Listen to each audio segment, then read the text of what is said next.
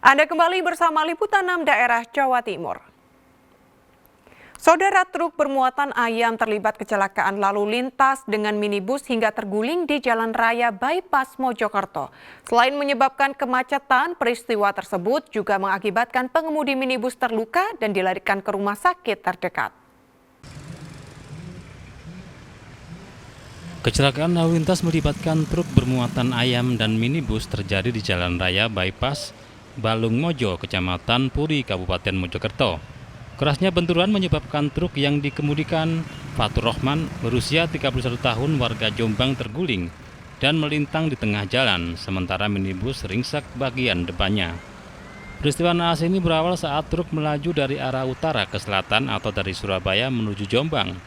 Setibanya di lokasi kejadian, minibus yang dikemudikan oleh Muhammad Huda berusia 27 tahun warga Trowulan, Kabupaten Mojokerto tiba-tiba hilang kendali diduga karena mengantuk. Minibus yang tengah melaju di jalan menikung tiba-tiba oleng kanan hingga keluar jalur berlawanan. Karena jarak yang dekat dan sama-sama melaju kencang, tabrakan pun tak terhindarkan. Ini kayaknya ngantuk gitu loh. Saya tebak langsung munting pas di situ tikungan itu. Gitu. Iya. Ini muatan apa, Mas? Ayam. Selain menyebabkan sopir minibus terluka dan harus dilarikan ke rumah sakit, peristiwa tersebut juga mengakibatkan kemacetan panjang di Jalan Raya Bypass dari arah Jombang menuju Surabaya dan sebaliknya. Menghindari kemacetan, petugas Satlantas Polres Mojokerto segera mengevakuasi truk ayam dan minibus ke tepi jalan. Petugas melakukan olah TKP dan memeriksa saksi-saksi untuk mengetahui penyebab kecelakaan. Diak Eko Purwoto melaporkan dari Mojokerto. Saudara, ular piton sepanjang 4,5 meter meresahkan warga di Kelurahan Sumurgung, Kabupaten Tuban. Petugas damkar terpaksa membongkar gorong-gorong pembuangan air untuk menangkap dan mengevakuasi hewan melata tersebut.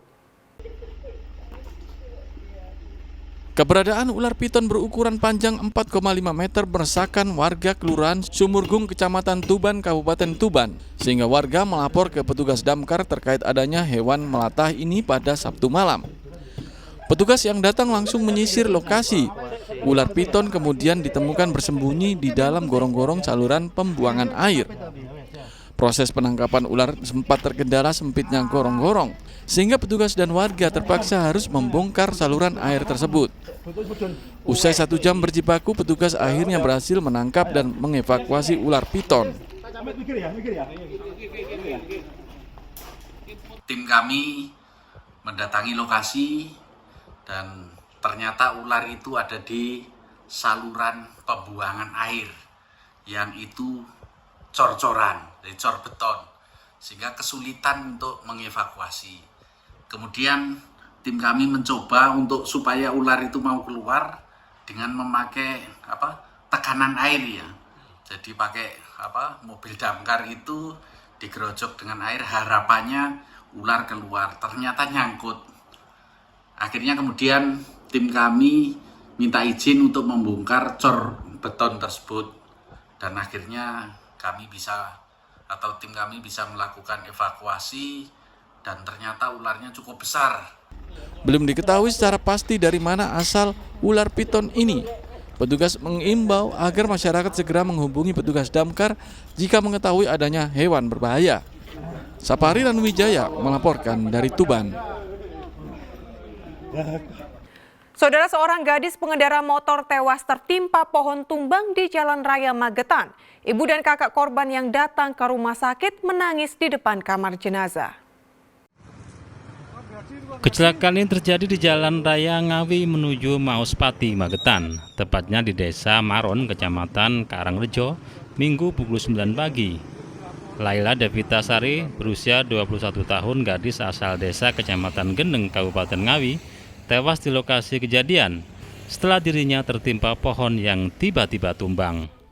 Ibu korban Wartini yang mendapat kabar duka datang ke Rumah Sakit Umum Dr. Sayidiman Magetan, menangis sedih melihat anak gadisnya sudah tidak bernyawa. Kejadian ini bermula ketika korban mengendarai motornya melaju dari arah Ngawi menuju Mauspati, Magetan. Sesampainya di lokasi, mendadak tertimpa pohon berukuran besar yang tumbang ke jalan akibat lapuk. Dapat kabar apa itu jatuh apa itu aja. Tertimpa pohon gitu ya? Enggak. Cuma jatuh gitu aja ya? Jatuh. Ternyata tertimpa pohon ya Pak? Iya. Tahu-tahunya tertimpa pohon ini udah di sini. Udah di kamar jenazah gini ya, meninggal ya Pak ya? Iya.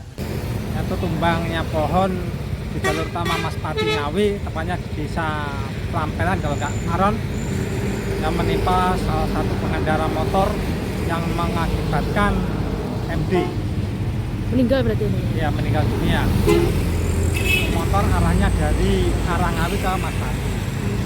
Oleh polisi, jenazah korban dievakuasi ke Puskesmas Karangrejo sebelum kemudian dibawa ke RSUD Dr. Saidiman Magetan untuk divisum. Untuk mencegah kemacetan, pohon tumbang yang menutupi jalan disingkirkan petugas. Polisi mengimbau pemotor waspada pohon tumbang karena musim pancaroba berpotensi angin kencang disertai hujan. Dirgo Suyono melaporkan dari Magetan.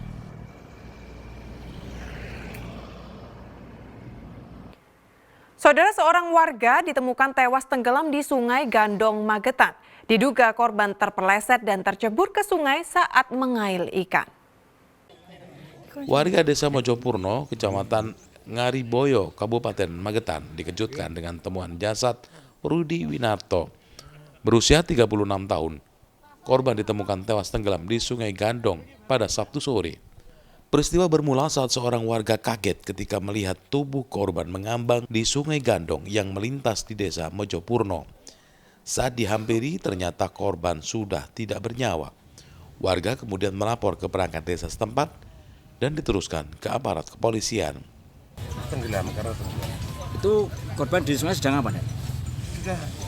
Sedang lagi mancing, lalu kejebur, tidak bisa renang. Kedalaman sampai berapa ke Anda? Ya, kami terlebihan. Sendiri dan waktu korban mancing ini? Tentunya sendiri ya, tidak ada temannya. Itu penyebabnya kenapa? Karena dia terpeleset atau kenapa, Dan? Kan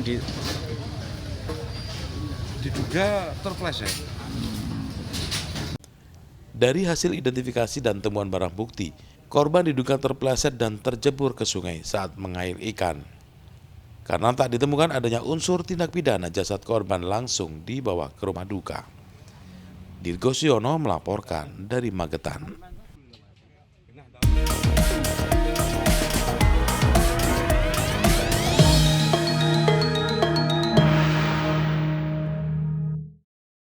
Kita ke informasi lain, Saudara. 3 Serikandi calon gubernur Jawa Timur belusukan menjaring simpati pemilih. Cagup nomor urut 01 Lulu Nur Hamidah kampanye bersama masa PKB di Lamongan. Cagup nomor urut 02 Kofifah Indar Parawansa belusukan di Pasar Legi, Ponorogo. Sedangkan cagup nomor urut 03 Tri Risma hari ini belusukan ke tempat pelelangan ikan di Pantai Puger, Jember. Lulu Nur Hamidah, calon gubernur Jawa Timur nomor urut 01, kampanye bersama ribuan kader PKB di Lamongan. Lulu berjanji jika nanti dirinya terpilih jadi gubernur Jawa Timur, akan menurunkan angka kemiskinan dengan membangun kawasan ekonomi baru di setiap kabupaten hingga pedesaan. Seperti pengembangan UMKM, wisata desa, hingga program pemberdayaan masyarakat yang diharapkan mampu mendongkrak roda perekonomian. Ini harus dimunculkan pusat-pusat pertumbuhan ekonomi baru termasuk yang berbasis kepada keekonomian di pedesaan. Nah, kita akan benar-benar mendorong bagaimana dukungan fiskal atau keuangan dari pemerintah provinsi itu benar-benar bisa dirasakan manfaatnya langsung kepada penumbuhan keekonomian yang ada di desa. Baik itu berupa UMKM, kemudian juga usaha kreatif, atau kemudian juga wisata desa, atau bahkan program-program pemberdayaan masyarakat yang lain sehingga bisa mengungkit kesejahteraan di tingkatan yang paling bawah. Cagup Hovifah Indar Parawansa kampanye dengan belusukan ke Pasar Legi, Ponorogo. Cagup nomor urut 02 ini didampingi wakilnya Emil Elistianto Dardak menyapa pedagang. Selain membuka tempat pelayanan kesehatan gratis, pasangan petahana ini mengajak seluruh warga untuk berpartisipasi dalam pemilihan umum yang akan digelar 27 November 2024 mendatang. Berikutnya juga adalah pemeriksaan kesehatan. Sederhana sekali.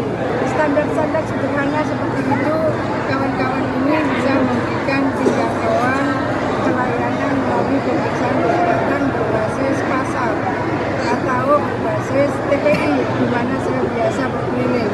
Sederhana kok. Pokoknya kita bikin suasana yang gembira bahwa pilkada serentak harus terkonfirmasi dan tersosialisasi. 27 November tentu kita harapkan mereka ke TPS.